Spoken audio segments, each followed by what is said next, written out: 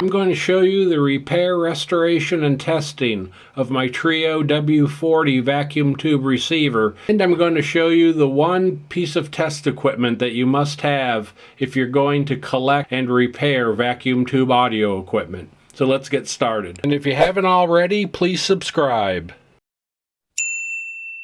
The Trio W-40 was produced in the early to mid 1960s. And it provides 20 watts per channel. It has an AM/FM stereo tuner built into it, which is something to talk about in the early 60s, right? Because FM stereo broadcasts only started to be widely available in the late 1950s. So it provides that. It provides an input for phono, and it also has an auxiliary input. Now, one thing interesting about Trio at this time was it produced a lot of its products for other companies, and the identical receiver was produced for Lafayette Electronics with the designation LA-226C. And later on, the same receiver became a Kenwood. Trio is Kenwood.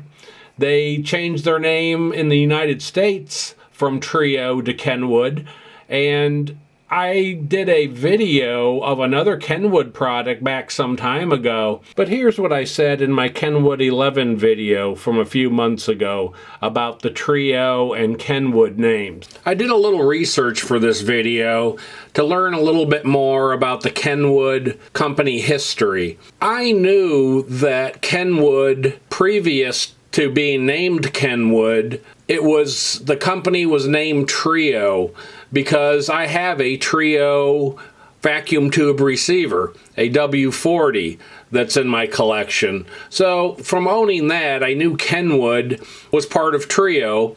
The Kenwood name came out of the Trio name. What I didn't know is how did they change from Trio to Kenwood. There was a distributor that imported Trio electronics into the U.S. They established themselves here in the States, it looks like around 1963.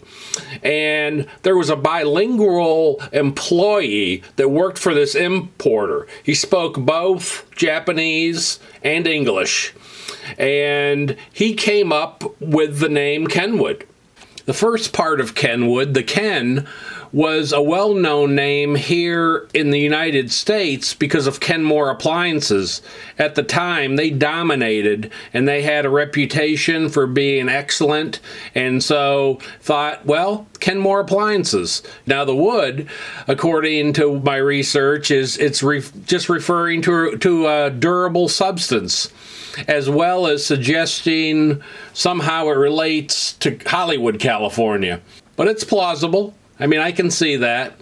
So that's what I just wanted to pass that along to y'all. I thought that was an interesting part of Kenwood's history. I never knew it. As you guys know, I bring up a lot of the tools that I use when I'm repairing the vintage audio equipment in my collection. And today, seeing that I'm working on a vacuum tube receiver, I thought it'd be a great time to talk about another tool that I use very often with vacuum tube repair, and that is my tube testers.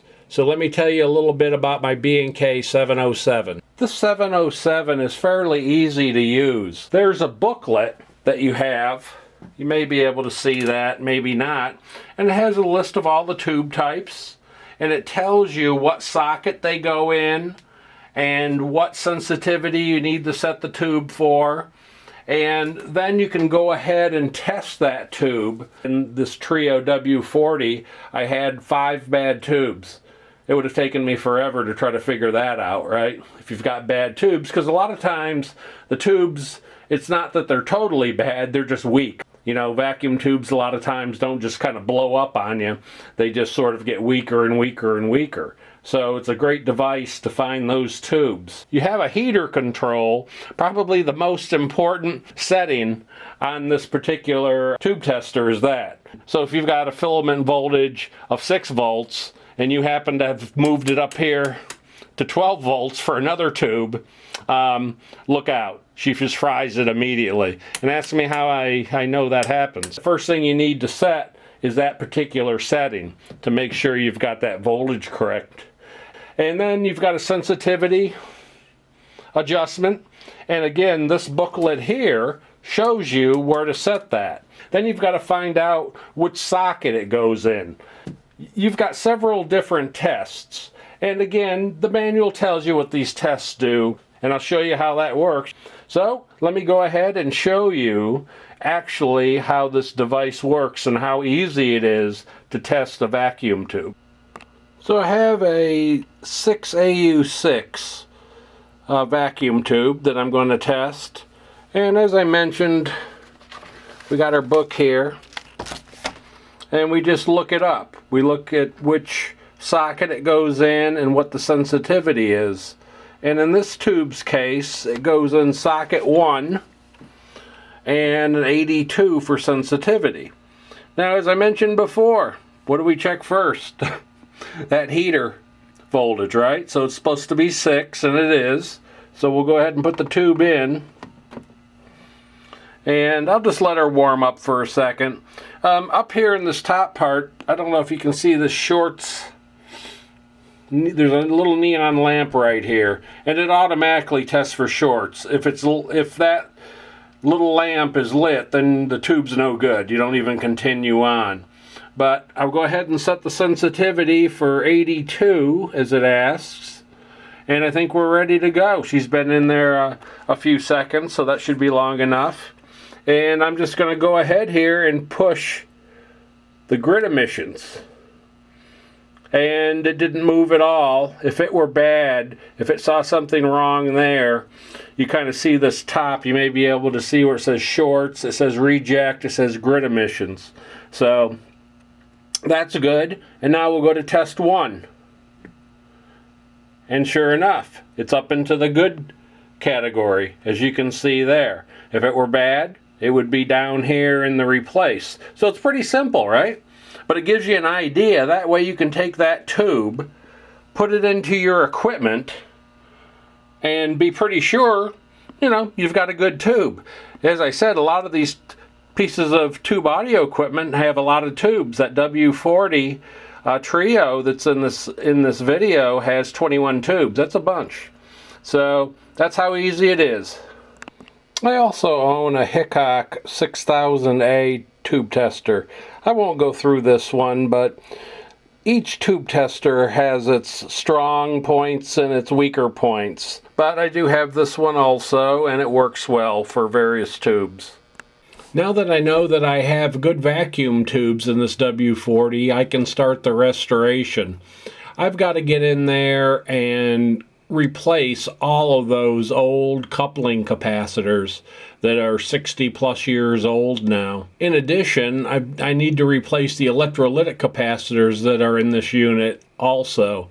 And what I did in this unit, I installed under chassis electrolytic capacitors so I could keep the look of the original capacitors. So I replaced 42 capacitors, and along with the 5 tubes that I had to replace, this Trio W-40 is ready to go.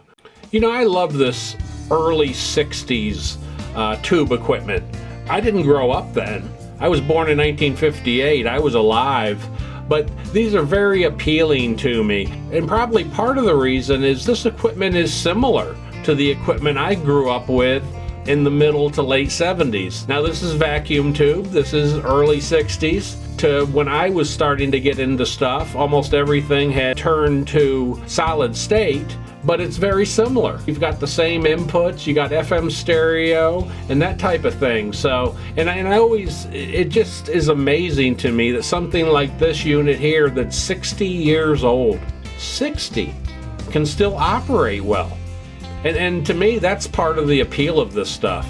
Is this stuff keeps running, and who knows how long it's going to run. Is it going to run 100 years, 200? I don't know. I wouldn't doubt it. This early 60s stuff, even though I didn't grow up with it, I was too young, it really appeals to me. And I do have several different pieces. I have this Trio, I have a couple Fisher receivers from the 60s, and I have a Scott.